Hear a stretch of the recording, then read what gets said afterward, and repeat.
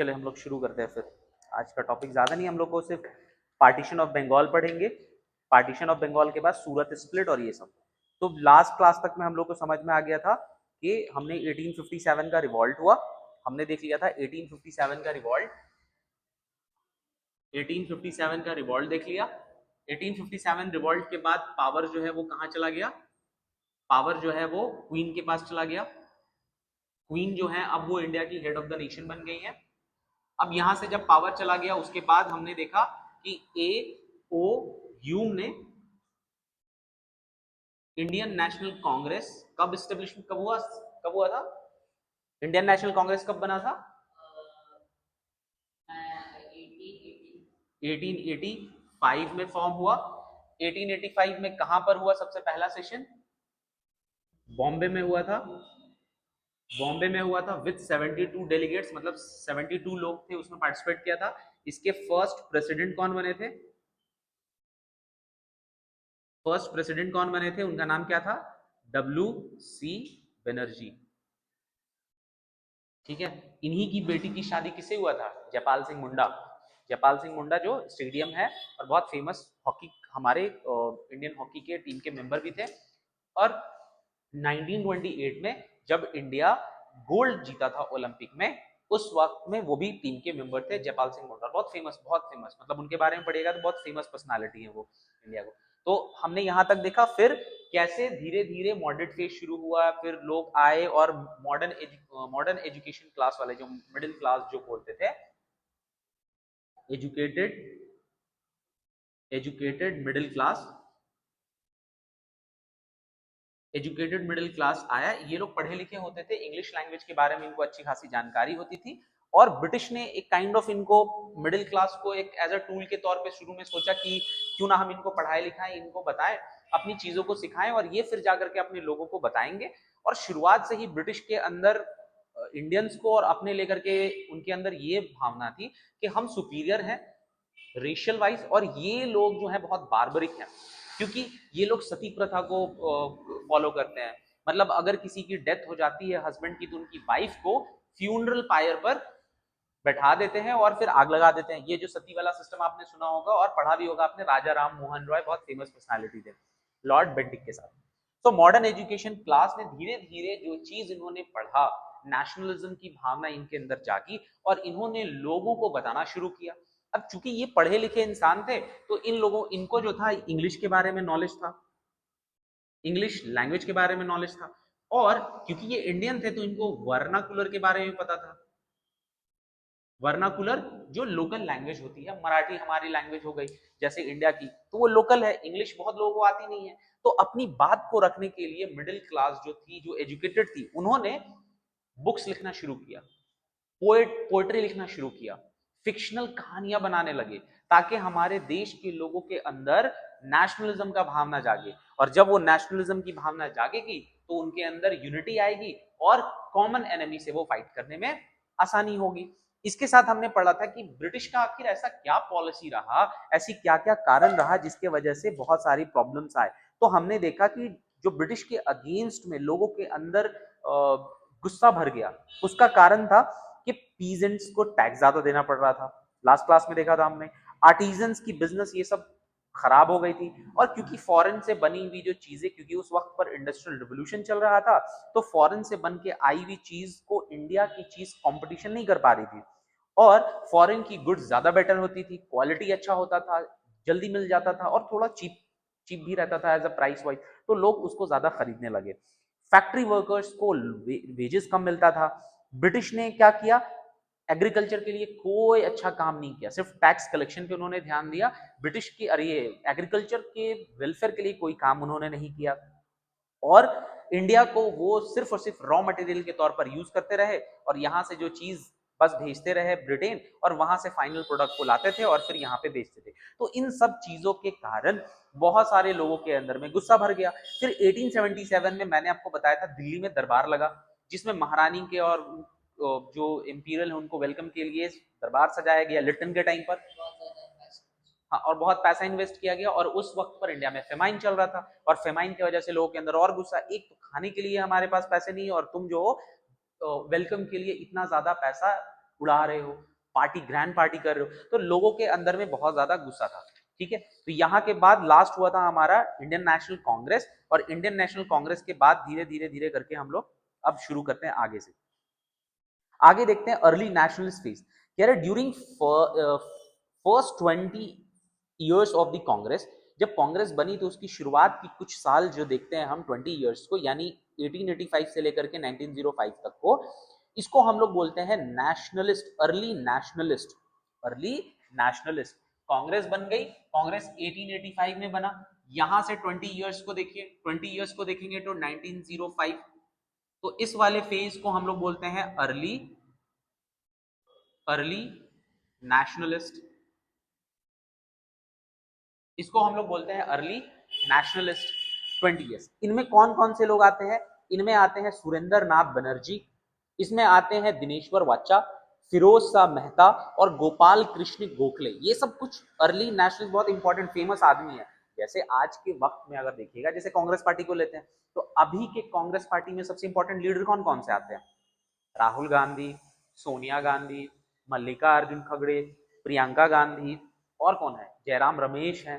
उसके बाद और कौन है? शशि थरूर है। उनको कैसे भूला जा सकता है, उनकी इंग्लिश बहुत अच्छी है, पता है कि नहीं? इतना खतरनाक इंग्लिश को बोलते हैं वो। शशि थरूर को कभी जानते कि नहीं? शशि थरूर, खतरनाक इंग्लिश है उनका। ठीक है, उनकी बहुत सारी बुक्स भी है, और वो केरला के तिरुवनंतपुरम के से मेंबर ऑफ पार्लियामेंट है। ठीक है, तो ये सब कुछ कुछ इंपॉर्टेंट नाम है जो अर्ली नेशनलिस्ट के हैं। ठीक है, अब आगे आता है, there were modest in their objective and methods, they believe in peaceful and constitutional methods. अब कह रहा है कि ये सब तो नेशनलिस्ट लीडर थे, ये थोड़े मॉडेस्ट थे। मॉडेस्ट का मतलब कोई भी इंसान थोड़ा जब मॉडर्न विचार का होता है तो थोड़ी थोड़ी अपने पुराने वाले लोगों से जो इनका विचार होता है मॉडर्न वाले का थोड़ा अलग होता है। जैसे आजकल के टाइम पे जो जेंजी रिवोल्यूशन चला हुआ है, सुना है आपने Gen Z? I think you are also from Gen Z ना? हाँ, आपका कब बर्थ हुआ है?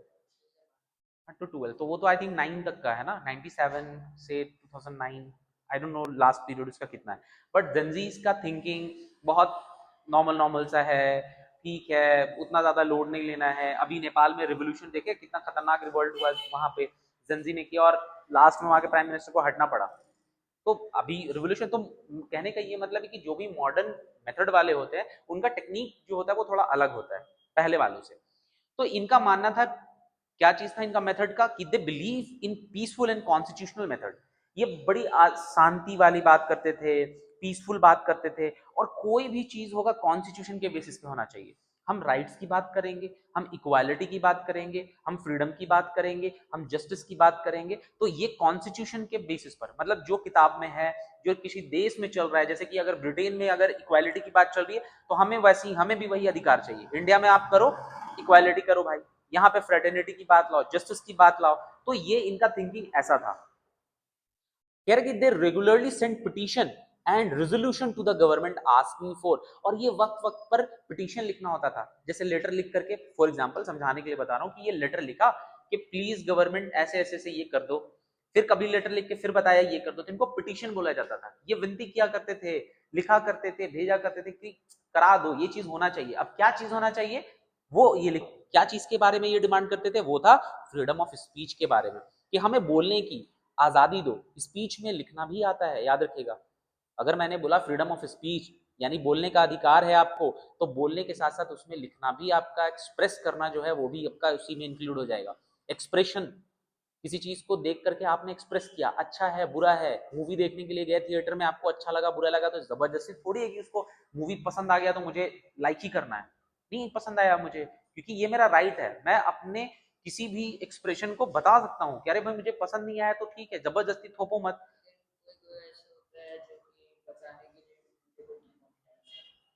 वीडियो को हटाने के लिए उससे, तो वो जेलसी फैक्टर हो गया।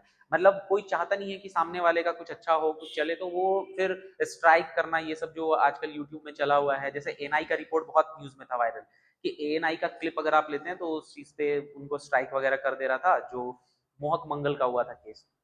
ठीक है, उनसे पैसा लिया जा रहा था। Now expansion of welfare program, ये लिखा करते थे कि हमारे यहाँ इंडिया में प्रोग्राम लॉन्च करिए जो वेलफेयर की बात करे।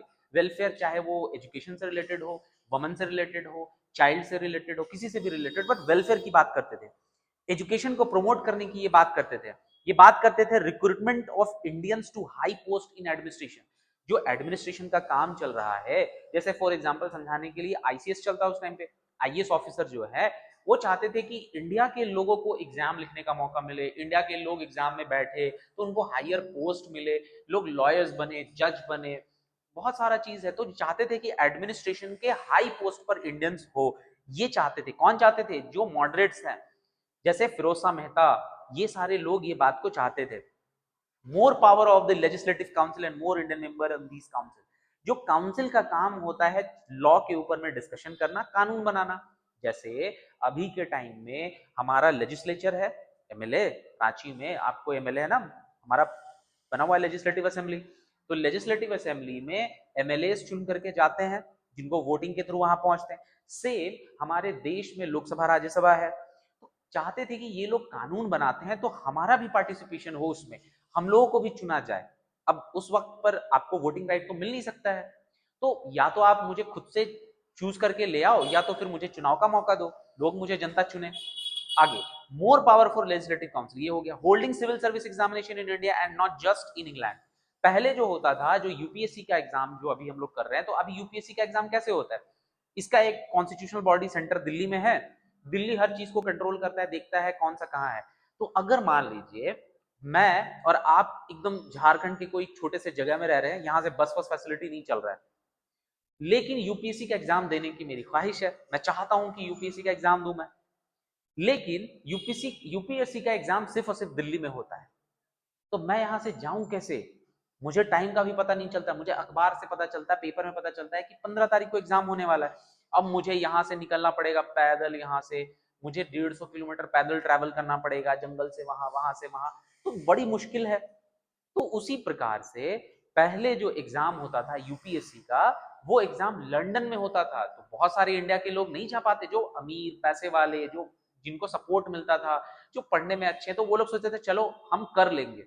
आपको पता है सुभाष चंद्र बोस, उनके बारे में जानते हैं, जिन्होंने आईएनए बनाया था। बाद वो इंडिया आए, फिर उन्होंने कुछ 2-3 साल आई थिंक उन्होंने सर्व किया, और फिर उसके बाद उन्होंने रिजाइन कर दिया, और फिर वो कांग्रेस पार्टी को उन्होंने ज्वाइन कर लिया था उस टाइम पे, जो इंडियन नेशनल कांग्रेस।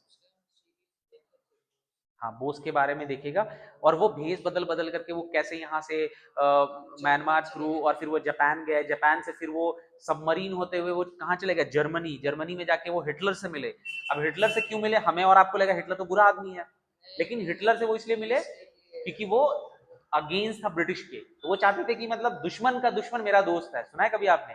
जैसे मैं और आप दुश्मन है, और आपका एक फ्रेंड है, वो भी आपका दुश्मन है, तो मेरे लिए वो फ्रेंड है, तो मैं उसको बोलूंगा हाँ हाँ ऐसे ऐसे ऐसे ये सारा कुछ। तो अगर वो हमला करेगा आप पे तो मेरा भी फायदा है। तो उन, हाँ, बहुत जगह से वो क्रॉस करते करते, हाँ हाँ हाँ, वो भी उनका है। फिर वो फाइनली उनका प्लेन क्रैश में माना जाता है कि प्लेन क्रैश हो गया और उसमें उनकी डेथ हो गई। लेकिन अभी क्या है, अब कंफर्म नहीं है, किसी को नहीं पता कि वो है एक्चुअल में या नहीं है। हाँ, तो ये चीज है। तो पहले के टाइम पे ये सारी जो एग्जाम्स होती थी वहां पर होती थी। A cut in military and expenditure and stopping the drain of wealth in India, wealth to Britain. इनका कहना था कि कट करो मिलिट्री एक्सपेंडिचर पे, जो आप इतना पैसा खर्च कर रहे हो, ब्रिटिश जो इतना पैसा आप लगा रहे हो, क्यों खर्च कर रहे हो आप इतना पैसा? वही पैसे को वेलफेयर चीज में लगाओ। जैसे अभी के टाइम पर अगर इंडिया में भूखमरी आ जाए, लोगों के पास खाने के लिए पैसे नहीं हो, लेकिन इंडिया की गवर्नमेंट सिर्फ आर्मी में प्लेन्स खरीदे, आर्मी के लिए बॉम्ब खरीदे, आर्म्स एंड एम्यूनिशन डेवलप करे, तो लोगों के अंदर गुस्सा आएगा, खाने के लिए कुछ नहीं है और तुम मिलिट्री में पैसा खर्च कर रहे हो। तो ये लोग भी वही चाहते थे, और वो चाहते थे ये भी कि हमारे यहाँ से जो पैसा लेकर के, हमारे यहाँ से जो ड्रेन ऑफ वेल्थ कर रहे हो, हमारे यहाँ की जो वेल्थ को लेकर के आप ब्रिटेन में जा रहे हो, उसको कम करो, यहाँ की चीजें यहाँ के लोगों के लिए यूटिलाइज करने के लिए रहने दो। ठीक है, तो ये लोग पिटिशन करते थे, ये लोग अपनी बात को ब्रिटिश के सामने रखते थे। और ये लोग किसके मेंबर हैं? कांग्रेस के मेंबर हैं। ये कांग्रेस में रह करके ये सवाल किससे कर रहे हैं? धीरे धीरे ब्रिटिश से कर रहे हैं। ठीक है, ब्रिटिश एटीट्यूड टुवर्ड कांग्रेस। अब ब्रिटिश, अब ये लोगों ने तो अपनी बात बता दी, लेकिन अब ब्रिटिश का क्या एटीट्यूड है इनको लेकर के, ब्रिटिश क्या सोचती है? So British were favourably inclined toward the Congress during the early years. तो उनको तो शुरू शुरू में बड़ा प्यारा लगता था, बहुत सही है, सही है, उनको ठीक लगा। वो एक वर्ड यूज होता है, सेफ्टी वॉल। सेफ्टी वॉल्व के तौर पर इन्होंने यूज किया था कांग्रेस को, सरकार कांग्रेस पार्टी बना दे रहे हैं, और कांग्रेस पार्टी जो है इसको हम लोग अपनी चीजें सिखाएंगे, अपनी बातें बताएंगे, और ये आम जनता को जाकर के बातें पहुंचाएगा। अब इन फ्यूचर रिवॉल्ट नहीं कराएंगे ये लोग। तो बीच में एक मीडिएटर के तौर पर लाया कांग्रेस को, और ये शुरू शुरू में इन लोगों ने पूरा सपोर्ट किया कि हाँ फेवरेबल था, उनके प्रति उनका झुकाव था ब्रिटिश का। Some British official even attended Congress session, कुछ तो ब्रिटिश ऐसे थे जो कांग्रेस के सेशन में आते थे, सेशन अटेंड करते थे और एक्टिवली पार्टिसिपेट करते थे उनके डिस्कशन में। अब जब 72 लोग आएंगे बैठेंगे तो कोई टॉपिक उठेगा कि फ्रीडम की बात हो रही है, तो फ्रीडम के ऊपर में कोई कोई कहीं के कोई प्रोफेसर है, कोई लॉयर है, तो वो आएंगे थोड़ी देर के लिए भाषण देंगे, तो लोगों को पता चलेगा अच्छा फ्रीडम ऐसा होता है। तो वो एग्जाम्पल लेंगे कि उस कंट्री में फ्रीडम था, इंडिया आज से इतना साल पहले फ्रीडम था, इंडिया अभी से एंशियंट टाइम में रिपब्लिक देश था। वो सोचेंगे रिपब्लिक था, मतलब रिपब्लिक मतलब कि पीपल चूज करते हैं अपने रिप्रेजेंटेटिव को, और मतलब वोट के थ्रू, कंसेंसस के थ्रू जो होता है चुने जाते हैं लोग। और इसका सबसे बेस्ट एग्जांपल है लिच्छवी। लिच्छवीज जो है एंशियंट टाइम में, जब आप महाजनपदास के बारे में एंशियंट टाइम में पढ़ेंगे तो लिच्छवीज जो थे वो एक फ्यूडरी थे, उसमें आते हैं। वो लोग रिपब्लिकन्स हुआ करते थे, मतलब उनका जो राजा होता था वो चुना हुआ राजा होता था अमंग्स दी जना। ठीक है, now they began to apply citizen of the Congress, and they realized instead of becoming a means of to contain the anger of the masses, the Congress was becoming a center of Indian nationalism. शुरू में उनको लगा था कि India के लोगों के अंदर जो गुस्सा रहेगा ब्रिटिश के प्रति, इन सबको कंट्रोल करने के लिए ब्रिटिश को हम करेंगे। लेकिन धीरे धीरे धीरे धीरे इंडियन नेशनल कांग्रेस लोगों को समझाएगा, क्या लोगों का ही आवाज बन गया अब कहीं, क्योंकि ये तो इंडियन है, तो अगर इंडियंस हैं ये लोग तो इनके अंदर कहीं ना कहीं पे अत्याचार होगा, कोई प्रॉब्लम होगा, तो फीलिंग अपने आप वो पॉजिटिव आएगा कि अरे यार हमारे भाई के साथ ये प्रॉब्लम हो रहा है। तो वो लोकल पीपल के बात को रिप्रेजेंट करने लगे ब्रिटिश तक। शुरू में ब्रिटिश बड़ा अच्छा इनको मानता था, अरे सब कुछ है, ये लोग तो मेरे लिए काम करेंगे। कुछ शुरू में होता है ना, कोई इंसान किसी के लिए काम करता है। जैसे एक मूवी मैंने देखा था नक्सलिज्म के ऊपर, तो उसमें एक आईएएस ऑफिसर रहता है, सॉरी आईपीएस ऑफिसर रहता है, वो अपने फ्रेंड को बताता है कि देखो यार नक्सलिज्म का प्रॉब्लम है, ये है, ऐसे ऐसे सारा कुछ है, तो क्यों ना तुम मेरे साइड से जाओ मुखबिर बन करके, जासूस बन करके, और उनके साथ रह करके देखो और फिर उनको समझाओ ताकि वो काम ऐसा ना करे। और वो आईपीएस का जो फ्रेंड होता है वो जाता है जंगलों में उनके साथ रहता है, जब वो नजदीक से चीजों को देखता है तो वो भी हथियार उठा लेता है, क्योंकि उनके साथ कहीं ना कहीं गलत होता है नक्सलाइट्स के साथ और गांव के लोगों के साथ, और कहीं ना कहीं पुलिस और पॉलिटिशियंस मिले हुए होते हैं, तो वो भी हथियार ले लेता है और वो उनका लीडर बन जाता है। और जबकि ये पढ़ा लिखा पूरा रहता है, और वो पुलिस के वो जो माइक जो वायरलेस होता है उसको रिकॉर्ड करता है वो, और वो सेटिंग करके वो सुनते रहता है कौन कहाँ पे आएगा। But at the end police आता है, एनकाउंटर होता है और फिर उसको मार देता है अपने फ्रेंड को। तो ये सारा किस्सा जो है ये ऐसा होता है। तो नेशनलिज्म की भावना जागी उनके अंदर। अब नेशनलिस्ट फेज आता है। नेशनलिस्ट फेज में 3 आदमी बहुत फेमस हैं और ये आपने हमेशा नाम सुना होगा, लाल बाल पाल। लाला लाजपत राय, बाल गंगाधर तिलक और पाल कौन है बताइए? बिपिन चंद्र पाल। ये 3 नाम एकदम याद रखना होगा, लाल बाल पाल। जब नेशनलिस्ट कह रहा है कि the failure of the early nationalist to achieve political reform brought forth new trend in the Congress, जो अर्ली नेशनलिस्ट थे जो ये पिटीशन करते थे, जब इनका कहीं ना कहीं ये फेलियर होने लगा तो एक नया ट्रेंड शुरू हुआ कांग्रेस में। और वो नया ट्रेंड कौन सा था?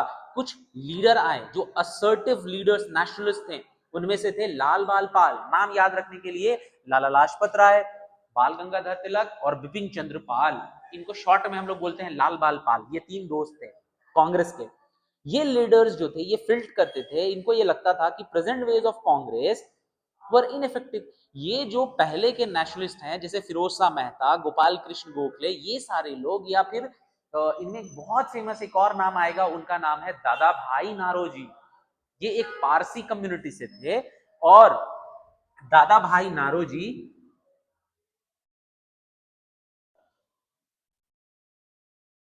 ये एक पारसी थे। पारसी हमारे इंडिया में एक माइनॉरिटी कम्युनिटी है, ठीक है, जो ईरान से ये लोग आए थे। और इनके बारे में फैक्ट पता है, जब इनकी डेथ होती है तो डेथ के बाद ये क्या करते हैं, उनके बॉडी को खाते नहीं है, खाते नहीं है। वो बहुत सारे ट्राइब्स ऑस्ट्रेलिया वगैरह में ये सब पहले होता था, जिसको खाने वाले को टेक्निक को कैनिबलिज्म बोलते हैं, कि मरे हुए बॉडी का कुछ गोश्त का टुकड़ा को खा लेते हैं, और ऐसा पूरा गांव पूरा ट्राइब उनका करता है, और ऐसे उस आदमी की बॉडी की हो जाती है। नहीं, ये लोग नहीं खाते। पारसी क्या करते हैं, वॉच टावर बना होता है, ऐसे टावर बना होता है, यहां से एंट्रेंस होता है, ये जाते हैं, और ऊपर में ऐसा बना हुआ होता है, ठीक है, और इस पे ले आकर के बॉडी को लिटा देते हैं। जितने लोग मरते हैं बॉडी उनका ऐसे लिटा दिया जाता है, ठीक है। अब इनकी बॉडी वहां चली गई, अब बॉडी धीरे धीरे, बॉडी का काम ही है धीरे धीरे डिकम्पोज होगा, सड़ना, महक स्टार्ट होगा। तो ये ऐसा नहीं कि पब्लिक एरिया के बीच में होता है, खुले आपको बहुत ओपन होता है, जंगल टाइप का। अब आते हैं वल्चर, और वल्चर आकर के इनको खाते हैं। अब वल्चर क्यों खाते हैं, क्योंकि इनका मानना है, क्योंकि इनका एक गॉड है, इनका एक गॉड है वल्चर, ठीक है, वल्चर इनका एक गॉड है। उनका मानना है कि जब इंसान मर जाता है तो मरने के बाद इनके बॉडी को टावर पे रख देंगे, और टावर पर जो है जब वल्चर आएगा उस वो खाएगा, तो वापस इसका शरीर परमात्मा से जाकर के मिल जाएगा। तो ऐसे उसका वो कनेक्शन करके आइडियोलॉजी को वो ऐसे मानते हैं। तो पारसी कम्युनिटी के थे, और बहुत फेमस आदमी है दादा भाई नौरोजी, और कांग्रेस के प्रेसिडेंट भी बनते हैं ये। अब इनको लाल बाल पाल, इन लोगों को फिरोज शाह मेहता, और इनको क्या मानते हैं कि इनका जो टेक्निक है ना, इनका जो ब्रिटिश से बात करने का टेक्निक है बहुत खराब है, अब पुराना हो चुका है, आउटडेटेड हो गया है, अब ऐसे कुछ काम नहीं चलेगा, ठीक है। ये लोग ये बात कर रहे हैं। अब कह रहे हैं कि they called for a strong political action. Lal Bal Pal कहते हैं कि हमें कुछ पॉलिटिकल बहुत अहम स्टेप लेना होगा, कुछ ऐसा स्टेप लेना होगा, कुछ ऐसे एक्शन लेने होगा कि ब्रिटिश को थोड़ा समझ में आए कि तुम हमेशा हमारे साथ ऐसा पॉलिसी फॉलो नहीं कर सकते हो, तुम्हें हमें इंस्टेंट, तुम्हें हमें राइट्स देने होंगे। तो ये बात को मतलब, एक तो ये पहले से पिटिशन कर रहे थे लाल बाल पाल, और ये जो नेशनलिस्ट है इनका कहना है कि आपका टेक्निक थोड़ा अलग है, अब हम नया चीज करने की शुरुआत करेंगे।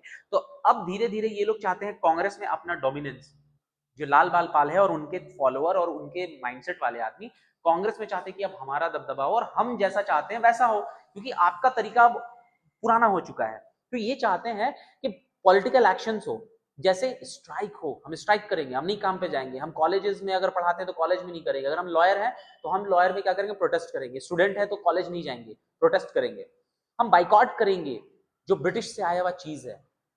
अगर फॉरेन से, ब्रिटेन से अगर कोई चीज बन के आ रहा है तो हम वो कपड़ा ही नहीं पहनेंगे, हम जला देंगे उस कपड़े को। हम लिकर नहीं पिएंगे, दारू नहीं पिएंगे, जो फॉरेन से बन के आता है दारू उसको पिएंगे नहीं, ठीक है। और ये बात वो चाहते थे कि mass demonstration to spread awakening among the people, और हम रोड पे आए, एजुटेशन करें, प्रोटेस्ट करें, तो जनता पार्टिसिपेट करेगी, तो जनता अवेयर होगी, जनता जागरूक होगी, जनता उस चीज को समझेगी कि आखिर ये क्यों हो रहा है। Bal Gangadhar Tilak called for the attainment of Swaraj, इन्होंने कहा स्वराज को हमें पाना है। स्वराज क्या होता है, काइंड ऑफ, समझ जाइए, इसका मीनिंग होता है फ्रीडम। तो हमें स्वराज चाहिए, ही डिक्लेयर, और इन्होंने कहा Swaraj is my birth right and I shall have it, Swaraj मेरा जन्म सिद्ध अधिकार है और मैं इसे पाकर रहूंगा। इन्होंने कहा स्वराज मेरा अधिकार है, फ्रीडम मेरी आजादी है और मैं इसे पाकर रहूंगा। ये फेमस लाइन किसने कहा था, लाल बाल पाल में से किसने कहा था, अभी बताया मैंने, बाल गंगाधर तिलक ने कहा। तो आपसे एग्जाम में पूछेगा who said this word, Swaraj, आपसे नीचे ऑप्शन दे देगा दादा भाई नारोजी, लाला लाजपत राय, ठीक है, फिर बाल गंगाधर तिलक, और कौन है एक जो आपको लास्ट में बंकिम चंद्र, सॉरी इनका क्या नाम था, बिपिन चंद्र पाल, इनका दे देगा ऑप्शन। तो अब आपको कंफ्यूजन हो जाएगा, तो आपको याद रखना है बाल गंगाधर तिलक, बाल बाल से याद रखिएगा, बाल गंगाधर तिलक, इन्होंने कहा था स्वराज के बारे में, स्वराज का मतलब होता है फ्रीडम, और इन्होंने कहा था स्वराज जो है वो हमारा जन्मसिद्ध अधिकार है और हम इसे पाकर रहेंगे। नाउ अब ये फेज धीरे धीरे 1905 तक खत्म हो गया। मैंने बताया था 1905 में एक बहुत इंपॉर्टेंट इवेंट हुआ था, उस इवेंट का नाम है partition of Bengal, partition of Bengal, Bengal का बंटवारा हो गया। तो एट प्रेजेंट जो आपको बंगाल दिखता है, ये बंगाल बांग्लादेश और बंगाल ये पूरा था पार्ट, ठीक है। ये जो हमें दिख रहा है ये बांग्लादेश, ये पूरा पूरा था, ये क्या था, ये हमारा बंगाल का हिस्सा था। और कोलकाता में ब्रिटिश रह करके यहाँ पे रूल करती थी, यहीं से अपने एडमिनिस्ट्रेशन को फॉलो करती थी। फोर्ट विलियम, अभी जाएंगे ना यहाँ पे, हमारा कौन सा है, कोलकाता, कभी आप गए हैं कोलकाता, जाइएगा तो विक्टोरिया मेमोरियल के सामने फोर्ट विलियम है, फोर्ट विलियम कभी घूमने जाइएगा, देखिएगा बहुत बड़ा सा, एकदम बहुत सुंदर लगता है। तो फोर्ट विलियम में बैठ के ये एडमिनिस्ट्रेशन को हैंडल करते थे। 1905 में लॉर्ड कर्जन नाम का वायसराय था, उसने नेशनलिज्म की फीलिंग को जब देखा बढ़ रहा है, तो उसके पास नेशनलिज्म को काट करने के लिए, रोकने के लिए उसने दिमाग लगाया कि क्यों ना हम पार्टीशन कर दें, और इधर साइड में बांग्लादेश के साइड में ज्यादातर मुस्लिम रहते हैं और इधर हिंदू रहते हैं, तो इसने बांट दिया और पार्टीशन बंगाल का हुआ। तो उसको लगा कि लोग फिर अलग अलग हो जाएंगे, पार्टीशन हो रहा है कुछ नहीं। लेकिन 1905 में कुछ और हुआ, और वो हुआ हम लोग बुक में पढ़ेंगे, और बहुत खतरनाक, अमार सोनार बंगला। सुनिएगा आप, एक एक एक ऐसा इंसान जिसने दो देशों का नेशनल एंथम लिखा, कौन है वो? और वो नोबेल लॉरेट है, उसको नोबेल प्राइज में मिला है लिटरेचर में। कौन है वो आदमी? गेस करिए। रविंद्रनाथ टैगोर। Very good. रविंद्रनाथ टैगोर ने दो देशों का नेशनल एंथम लिखा, इंडिया के लिए तो लिखा और बांग्लादेश के लिए भी लिखा, ठीक है। तो 1905 में क्या हुआ? 1905 में लॉर्ड कर्जन है वहां पर, लॉर्ड कर्जन नाम याद रखिएगा, लॉर्ड कर्जन है, उसने इशू किया कि हम बंगाल को बांट रहे हैं, हम बंगाल को बांट देंगे दो पार्ट में, एक बन जाएगा ईस्ट पाक बंगाल जो कि बांग्लादेश कहलाएगा, और एक नॉर्मल जो हम लोग हिंदू डोमिनेटेड एरिया है जिसको हम लोग बंगाल बोलेंगे। तो हिंदू और मुस्लिम के बीच में इन्होंने क्या किया? बांटना चाहा। ध्यान रखिएगा, जब 1857 का रिवॉल्ट हुआ, इस वक्त में हिंदू मुस्लिम की यूनिटी बहुत देखने को मिली। मंगल पांडे ने अपने ऑफिसर को मारा बैरकपुर में। धीरे धीरे और भी लोगों को ये इनफील्ड राइफल वाला जो कारतूस के बारे में पता चला, लोगों ने बाइकआउट करना शुरू किया। धीरे धीरे सिपाही मुटनी हुआ और लोग पहुंचे कहां? दिल्ली। अब इनके पास तो लीडर तो था नहीं, तो इन्होंने अपना राजा किसको चुना था? बहादुर शाह जफर को चुना। तो हिंदू और मुस्लिम है।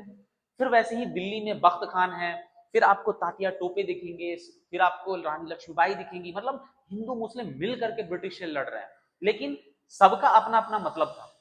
झांसी की रानी अपने देश, अपने झांसी के लिए लड़ रही है, जो बख्त खान है वो दिल्ली के लिए लड़ रहे हैं, तात्या टोपे अलग लड़ रहे हैं। तो सबका जो लड़ने का था मेन मोटिव, वो अपने अपने सेंटर था, मतलब खुद के लिए वो लड़ रहे थे। वो लड़, ऐसा नहीं कि पूरे इंडिया के लिए लड़ रहे थे, क्योंकि उस वक्त पे नेशनलिज्म का फीलिंग तो था ही नहीं लोगों के अंदर। तो यहां पर ब्रिटिश ने देखा यूनिटी, तब से ब्रिटिश ने फॉलो किया डिवाइड एंड रूल, कि अब कहीं पर देखेंगे जब भी नेशनलिज्म आएगा तुरंत हिंदू मुस्लिम कर देंगे।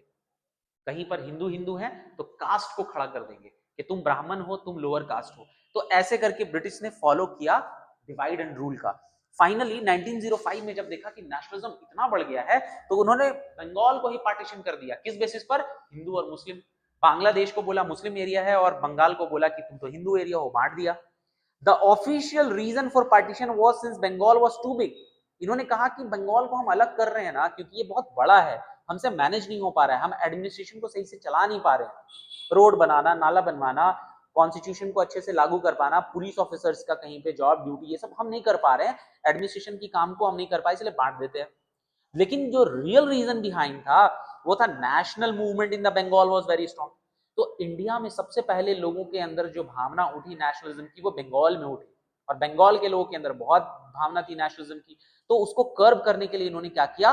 पार्टीशन कर दिया, और हिंदू मुस्लिम के बीच में सोचा कि डिवाइड एंड रूल कर देंगे, तब तो अलग हो जाएंगे, फिर नेशनलिज्म खत्म हो जाएगा, फिर हम लोग कंटिन्यू रूल करते रहेंगे। The partition of Bengal was widely criticize, इसको लोगों ने बहुत क्रिटिसाइज किया। All section of population rose in opposition, सारे पॉपुलेशन लोग जो हैं अपोजिशन में आ गए। इन्होंने क्या किया? डिमॉन्स्ट्रेशन किया, पब्लिक मीटिंग्स कराए गए। People of community tie sacred thread on each other wrist, Hindu और मुस्लिम एक दूसरे को राखी बांध रहे हैं। लोग नंगे पैर चले गए गंगा में जाकर के, जो हुगली नदी है उसमें लोगों ने स्नान किया, लोगों ने फास्टिंग किया। मतलब एक तरफ ब्रिटिश बांट रही है, लेकिन लोग सॉलिडेरिटी दिखा रहे हैं, मतलब एक दूसरे के लिए सम्मान दिखा रहे हैं कि चाहे कोई बात नहीं, इन्होंने बांट दिया बट हम दोनों भाई भाई हैं, लाओ राखी बांधे। तो लोगों ने ऐसे करके, सोचिए नेशनलिज्म कितने पीक पर होगा उस टाइम पे। लोग नंगे पांव जा रहे हैं, स्नान कर रहे हैं, आ रहे हैं, फास्टिंग कर रहे हैं, ये सारी चीजें चल रही है वहां पर। The day of partition took effect 16 अक्टूबर 1905। आज कौन सा डे है? 10 अक्टूबर। आज से 6 दिन के बाद 1905, 16 अक्टूबर 1905 में पार्टीशन हुआ था बंगाल का। ठीक है, 1905। तो 100 साल तो हो गया, 100 साल और इधर 20 साल, 120 साल हो गए। 2025 चल रहा है ना अभी। हाँ, 124 मान सकते हैं, ठीक है। No business was conducted in the entire province, कोई बिजनेस नहीं, यानी कि दुकान उकान नहीं खुला, कोई भी काम वाम नहीं हुआ। The national movement instead of weakening it become more organize. British ने सोचा था कि हम वीक कर देंगे नेशनलिज्म को, लोगों के अंदर भावना को खत्म हो जाएगा, लेकिन ये तो और ही अलग लेवल पर पहुंच गया, रेडिकल एंड मास बेस्ड। और ये मास बेस्ड, अब लोग, जनता पार्टिसिपेट करने लगे, जनता के अंदर वो फीलिंग आ गई। अब फीलिंग आया तो जनता ने क्या किया, जनता ने स्वदेशी और बाइकॉट शुरू कर दिया। स्वदेशी का मतलब होता है खुद के यहाँ बनी हुई चीजें, जैसे ये पेंसिल, ये जो है मार्कर आपको बना हुआ, फॉर एग्जांपल ये कहीं कोई दूसरे कंट्री का है, लेकिन इंडिया का चौक है, तो लोगों ने इस मार्कर बहुत अच्छा है, काम कर रहा है, बहुत अच्छा है, स्मूथ है, ये वो सब कुछ है, लेकिन ये फॉरेन का है, तो लोगों ने मार्कर को हटा दिया और क्या किया, चौक से लिखना, चौक से पढ़ाना। एग्जाम्पल के तौर पर लोगों ने फॉरेन क्लोथ्स को हटाया और इंडियन ब्रांड की चीजों को पहनना शुरू किया। ठीक है, तो partition of Bengal rise to the new method of struggle, नया मेथड ही स्ट्रगल मिल गया यहाँ पर, स्वदेशी और बाइकॉट। स्वदेशी और बाइकॉट के बारे में यहाँ पे पता चल गया, यहाँ पे क्या चीज आ रहा है। ठीक है, आगे देखते हैं। It was aimed at popularizing good manufactured in India so that Indian industry could prosper. लोगों के अंदर ये फीलिंग जगाया गया, और जो बिजनेस क्लास थी, कि आप भी क्यों नहीं अच्छी चीजें बनाते हो, आप भी ब्रिटिश की जैसे ही अच्छी अच्छी क्वालिटी की चीजें बनाओ, ताकि हम लोग उनके जैसे कंपटीशन में आ जाए और हम उनकी चीजों को छोड़ दें और हम इंडियन कपड़े को पहने, आप बनाओ। तो यहाँ पर धीरे धीरे लोगों को, या जो बिजनेसमैन है, उनको प्रमोट किया गया। ठीक है, methods of boycott force asking people to boycott good manufactured in Britain, लोगों से रिक्वेस्ट की गई कि फॉरेन के क्लोथ्स को बाइकआउट करो। जब मैं 7-8 क्लास में था तो मैंने एक स्टोरी पढ़ी थी हिंदी में, तो जिसमें ये स्वदेशी मूवमेंट के टाइम का ही बात है, जिसमें लोग अपने घर से जो फॉरेन क्लोथ्स होते थे उनको ला ला करके अपने चौक पर फेंक देते थे, और उसमें फिर दहन किया जाता था, रात में आग लगा दिया जाता था। तो फॉरेन क्लोथ्स को लोग ऐसे छोड़ देते थे, और इंडियन जो क्लोथ्स होता था, जो ब्रांड होता, जैसे हम लोग खादी उस टाइम पे ज्यादा पॉपुलर था, लोग खादी पहनने लगे थे। तो ऐसे करके धीरे धीरे लोगों के अंदर नेशनलिज्म की भावना जागी। स्टार्टिंग फ्रॉम बंगाल से अगर हम शुरू करें तो movement spread across the country, और पूरे बंगाल से शुरू हुआ और पूरे इंडिया में ये फैल गया। पीपल बाइकॉट ब्रिटिश गुड, लोगों ने ब्रिटिश से बनी हुई चीजों को बंद करना, मतलब बंद ही कर दिया यूज करना, और उसके जगह में इंडियन गुड्स का यूज करने लगे। At some places use bonfire of foreign clothes were organized, मतलब जैसे होलिका दहन वगैरह होता है लकड़ी लगा के, वैसा किया जाने लगा कुछ प्लेसेस पर। People who were clothes made from cloth manufactured in Britain were criticised, आहा तुमने पहना है ब्रिटिश क्लोथ पहना है, उनको क्रिटिसाइज करने लगे लोग, ताकि लोगों को खराब लगे और फिर वो भी उन कपड़ों को ना पहने। Students and women played a very important role in these movement, they picked shops selling foreign goods, और महिलाओं ने भी यहाँ पे बढ़ चढ़ करके रोल लिया, स्टूडेंट्स ने भी यहाँ पे रोल किया, और जो फॉरेन क्लोथ्स यूज करते थे उसके सामने पिकेटिंग लगा दिया, बैरिकेडिंग कर दिया कि यहाँ से कोई कपड़ा ना खरीद पाए। ठीक है, अब इन सब के बीच, मतलब पहले तो देखा नेशनलिज्म बढ़ा, तो क्या किया उन्होंने, बंगाल को बांट दिया, लेकिन उससे भी नहीं हुआ, तो इन्होंने क्या किया, और स्वदेशी मूवमेंट तो और हो गया, बढ़ गया, बाइकआउट करना शुरू हो गया। ब्रिटिश को अब अंदर से खलबली मचा, ब्रिटिश ने सोचा कुछ तो करना पड़ेगा, तो अब उन्होंने अपनी पॉलिसी कुछ अपनाई। अब अभी से थोड़ा देर पहले जाइए, आपने मॉडरेट लाल बाल पाल और वो एक्सट्रीमिस्ट वाला, जो एक्सट्रीमिस्ट और मॉडरेट यानी दादा भाई नारोजी और फिरोज शाह मेहता और लाल बाल पाल वाले, ये लोग पिटिशन करते थे, ये लोग चाहते थे कुछ नया टेक्निक आए, मतलब मूवमेंट हो, कुछ ना कुछ मास का इंक्लूजन हो।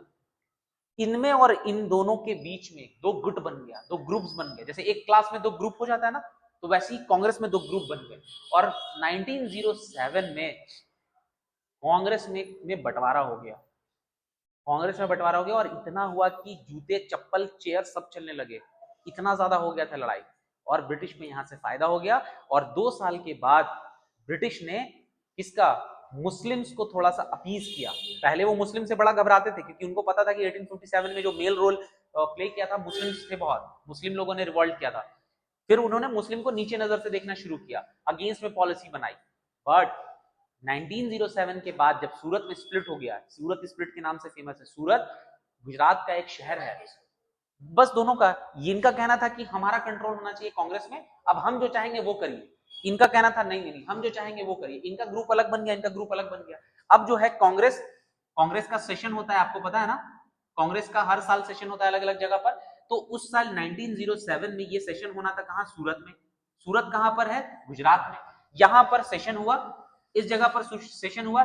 इनका कहना था कि हमारा वाला पॉलिसी फॉलो करो, और इनका कहना था दादा भाई नारोजी, फिरोज शाह मेहता, ये सबका कि नहीं, हम थोड़ा अभी टाइम है, हम अभी नॉर्मल पिटिशन करते हैं, बस रिक्वेस्ट करेंगे। अब इन दोनों के बीच में हुआ लड़ाई झगड़ा, और लड़ाई झगड़े में कांग्रेस में स्प्लिट हो गया।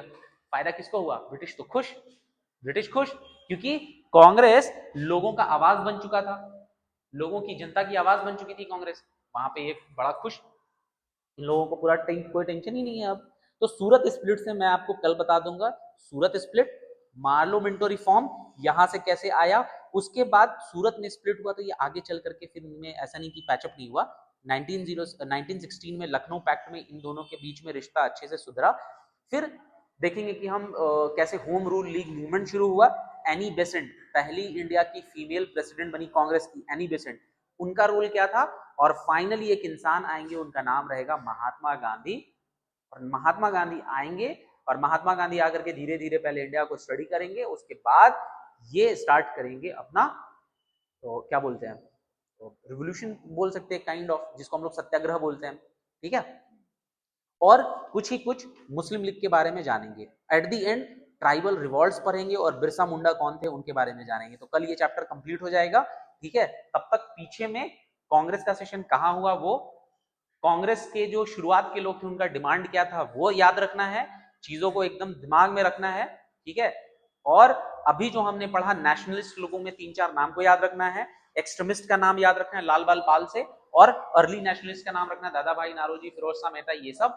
फिर उसके बाद हम लोग आएंगे कहां पर, ये सूरत स्प्लिट में। और इंपॉर्टेंट, सबसे इंपॉर्टेंट क्वेश्चन एग्जाम में हो सकता है आपसे पूछ दे, स्वदेशी और बाइकॉट के ऊपर में शॉर्ट नोट्स का क्वेश्चन इंपॉर्टेंट है, इसको पढ़ना है। नाउ और क्या इंपॉर्टेंट है इसमें, इसका क्वेश्चन पार्टीशन ऑफ बंगाल। तो एग्जाम में दो यहां से क्वेश्चंस प्रोबेबली लग सकते हैं। एक तो पार्टीशन ऑफ बंगाल क्यों हुआ, कारण क्या था, कारण क्या था, तो लोगों ने पार्टिसिपेशन कैसे किया, ठीक है, राखी बांधा, नदी में, गंगा नदी में गए, बात किया, फास्टिंग किया, ठीक है। और बाइकॉट और स्वदेशी, यहाँ से दो क्वेश्चन इंपॉर्टेंट बन रहे हैं 1905 वाले टॉपिक से, ठीक है। तो कल फिर हम लोग सूरत का स्टार्ट करेंगे, ठीक है। फिर अब कल हम लोग फिर जो है